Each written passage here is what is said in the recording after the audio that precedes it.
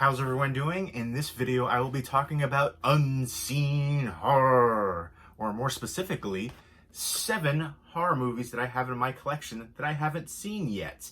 And these are Blu-rays and DVDs, one lone DVD, that I've all got semi-recently. I think there's only one that's been in here for a little bit. All the rest are pretty new.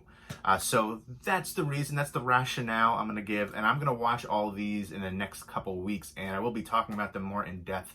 Some of them I'll be doing full-length reviews for as well, so look forward to that. But if you've seen any of these horror movies, definitely let me know what you think of them. Let me know which one of these is your favorite, and let me know which one of these I should watch first based on the synopsis and themes in here. And hopefully I can introduce some of you guys to some horror movies you're not familiar with, and maybe something you find interesting, again, based on the synopsis or theme or something to that effect from here. So let's go ahead and get into it. And first up is Shivers, which is the feature-length directorial debut of David Cronenberg. And I've loved everything I've seen from David Cronenberg, and I haven't seen this one, so I'm definitely intrigued for it. I feel like this is a popular one, so a lot of people might have seen this one before. And David Cronenberg's made a lot of great Canadian horror movies, and this is shot in Montreal. It apparently takes place in a luxury apartment complex, and all the different residents there go through these crazy, infections, parasites that are making them violent and sex crazed. And it looks like there's gonna be some crazy bloody scenes in here too. I've seen this guy, I remember seeing the old DVD for this. And this is released through Vestron Video from Lionsgate, and I'm really happy that Vestron Video is continuing in this line. There was a big time gap where they didn't release anything, so very happy they released this in Little Monsters recently. But I'm definitely excited for this. Looks like there's a bunch of special features. I definitely love body horror, which David Cronenberg is known for, and I'm a big fan of him. Let me know what your favorite David Cronenberg movie is. This one, from what I know of it, it's about these slug-looking parasites that turn people into violent, sex-crazed maniacs. So crazy STD parasites turning people bloody and violent. Sounds interesting. Sounds intriguing. This cover right here kind of makes me think of Slither or something to that effect. So I'm looking forward to checking this one out soon. I love the release for it, the artwork that they chose, the slipcover, and looking forward to delving a little bit deeper too for the special features. And I definitely appreciate when they go all out with the special features, and that's definitely one thing I really appreciate about the Vestron Video Collector Series. It's a complete release. If you were a fan of the film, you get the slipcover, you get the new transfer, the special features. And I think for all these Vestron Video Collectors releases, they haven't had a Blu-ray release here in the US anyways. So it's definitely nice to see them get the Blu-ray treatment. And I'm hoping there'll be more Vestron Video Collector Series releases in the future. Next up is an Argentinian horror film, and it's a Shudder original. It's called Terrified. I haven't heard too many people talk about this one, but it looks super creepy. Just the cover right there, impulse buy. As soon as this was available for pre-order, click that button on Amazon, and look at the back of that. It sounds really interesting too. There's a lot of creepy stuff happening. There's voices heard through kitchen sinks. There's this weird body of a kid right there. That's, he was supposedly buried, but he comes back. There's a bunch of different weird, creepy things happening in this neighborhood, and there's a police officer, and he's trying to get some other people to help him investigate all these different things that are going on. And it just looks so creepy to me, creeptastic, and I'm super excited for this. Shudder has some really cool films.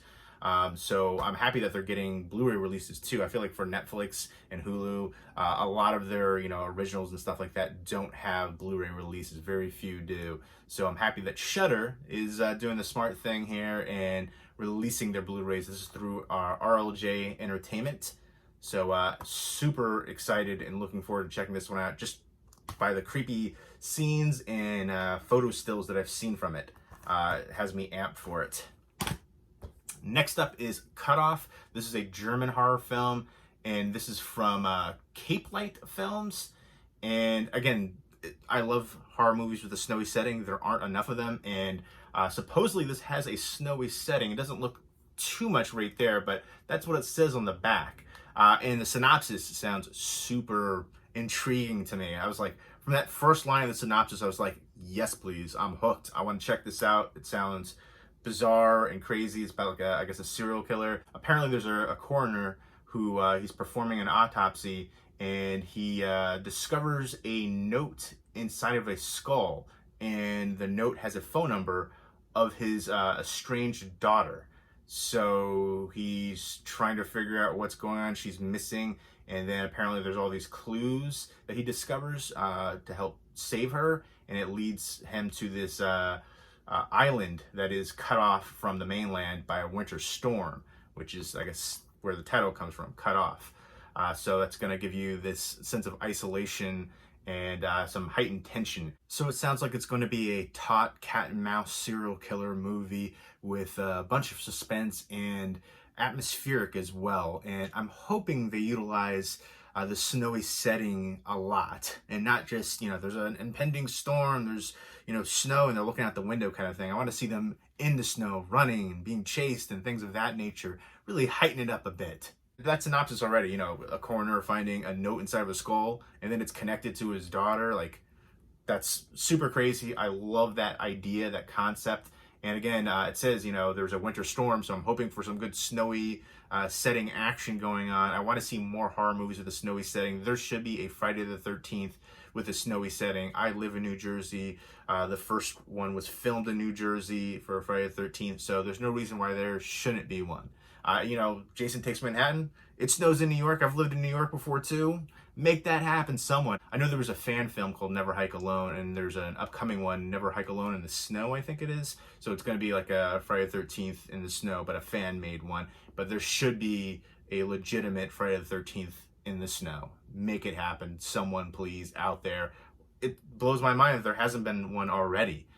So I'm excited for this one. German horror movie. I lived in Germany as a kid for 4.5 years in Frankfurt. Sprechen Sie Deutsch? Unfortunately, I didn't retain much of the language when I moved back to the States, so I only know a few little sayings here and there. But I've always felt kind of attached to Germany, spending that time there as a kid. Beautiful country. So I'm intrigued for this. And next up is MFA. I don't know what it stands for yet, but it sounds like it's going to be in the vein of I Spit on Your Grave, that kind of attack, revenge plot. And this stars Francesca Eastwood, who is Clint Eastwood's daughter. And I've seen her in a few things. I think she's a great actress, and she has a unique look as well. So I'm excited for her in this one. She looks to be the lead here. Also stars Clifton Collins Jr., who's been in a ton of things right there. So there's going to be some familiar faces in here.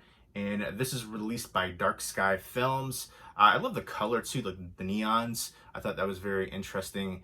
And she's wearing like a pink wig there. I think she's like trying to conceal her identity. She is essentially assaulted at a party, and her college doesn't want to help her. And she's trying to deal with the dramatic thing that just happened. And she's trying to find other people who went through a similar thing. And she's trying to confront who did it. And I think that's, just from the synopsis of that, I assume it's going to be very much like I Spit on Your Grave. There was another really good revenge movie like that called Revenge. Assault Revenge. I'm trying not to say the other word. But yeah, so that movie, Revenge, is really good, very stylistic. So definitely check that one out if you're into those kind of movies, if you can sit through that initial part. But yeah, this one right here, I like the lead actress. And, I feel like there's been a lot of movies like this with the theme similar. So I'm going to give this one a chance. I assume it's going to be dark. It might be a little bit hard to watch in the beginning. But I feel like those kind of movies, you know what to expect. It's going to be a hard watch in the beginning. But then usually it is something that is kind of fulfilling and gratifying by the end when she gets her revenge. That's usually the case. So there we go, MFA and Mastering the Art of Revenge. So what does MFA stand for? Motherfudging awesome.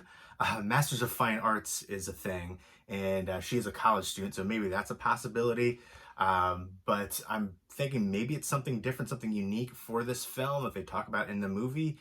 We shall see. Let me know what you think MFA stands for. Have some fun with it. Leave me some comments down below. Next up is The Divine Fury. This is from Wellgo USA. This is the only one that I've had for a little bit. I haven't had it for too long. maybe like a year, which is kind of a long time. But all these other ones are, I literally just got them within the past like week.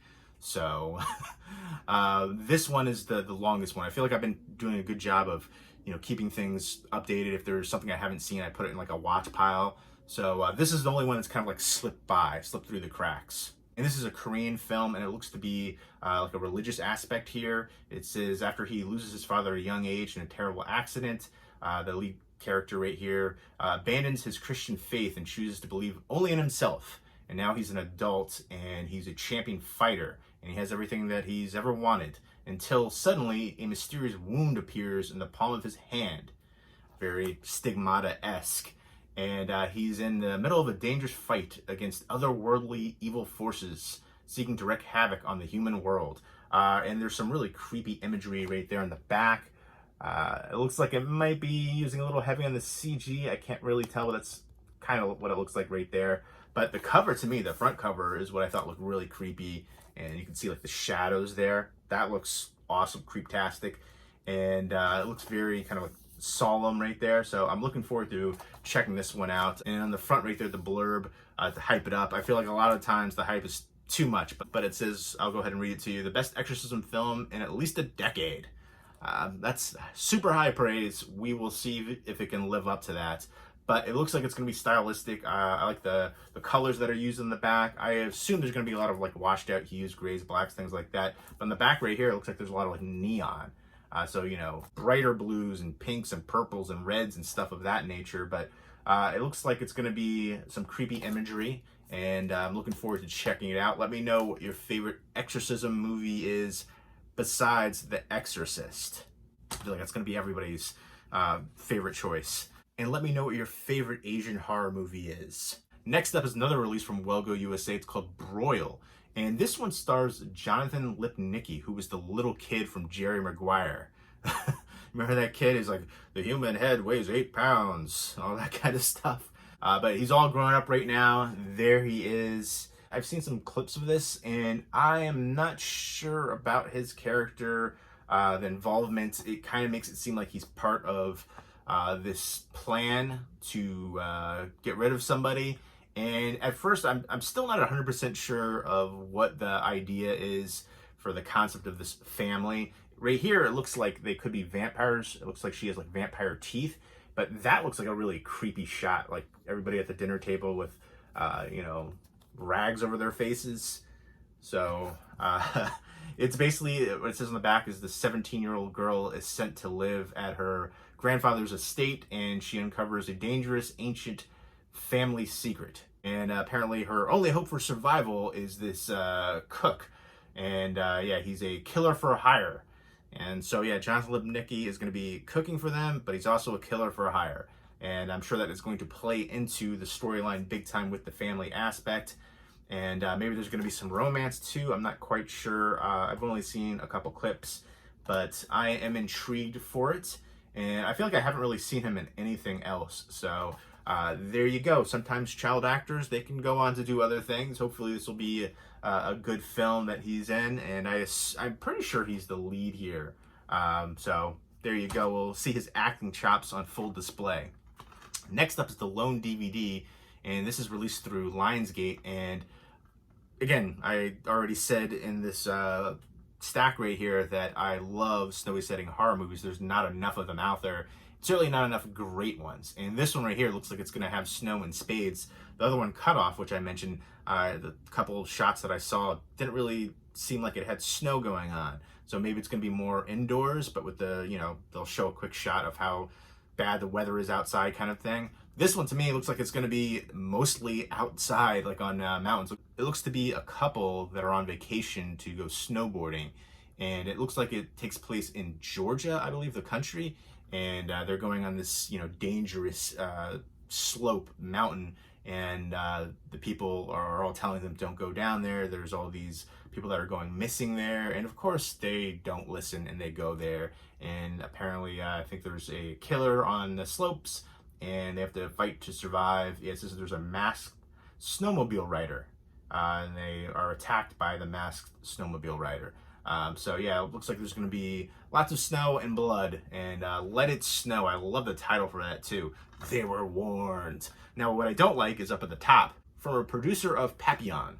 I hate it when releases have that, like from a producer of so-and-so, like one person from blah, blah, blah. I feel like that's unnecessary, and it feels lame, honestly. It feels desperate. Like, there's a movie you've heard of? Well, one person was involved in that film, is involved in this film.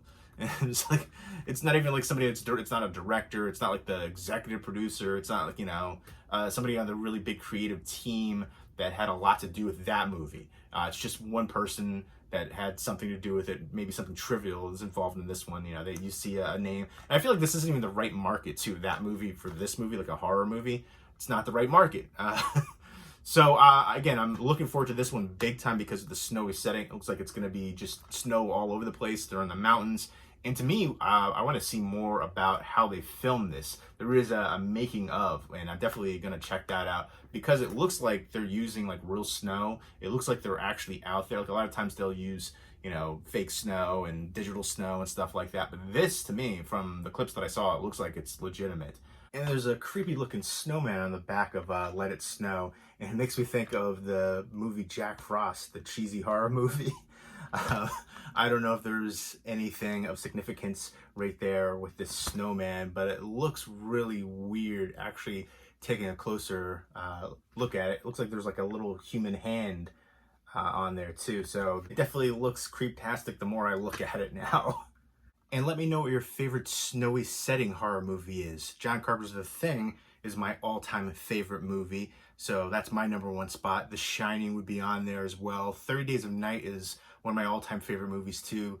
Vampires in the Snow in Barrow, Alaska. The blood just pops on the white snow. I just love that concept too, where, you know, there's 30 days of darkness in Alaska and vampires are there. That's so awesome to me. We needed more vampire in Alaska movies, I think, or, you know, other regions that have, you know, 30 days of darkness or more or something like that. There's a Swedish film called Frostbitten, and that has to do with that kind of concept too, where there's, you know, vampires and there's a region where there's a lot of darkness over an extended period of time. There definitely needs to be more of those kind of movies though. I think that's a kind of an untapped well right there, lots of potential. And again, 30 Days of Night, so amazing. The sequel, not so much. And again, they try to do something completely different with the sequel. It didn't really work. Again, you want that snowy setting. You want a region that's going to have extended periods of darkness. But 30 Days of Night is the best of that. And again, those are pretty newer kind of movies with that kind of concept. There was a Tales from the Crypt episode way back in the day, like I want to say like late 90s. But for a movie adaptation, like there's not many of that. And I'm kind of surprised for that aspect. But yeah, again, let me know your favorite snowy setting horror movie. This one I'm really excited for because of the setting, and I'm hoping it's going to be good because there's not enough scary, good snowy setting horror movies out there. There needs to be more. So Let It Snow, I'm hoping that you can live up to it for me.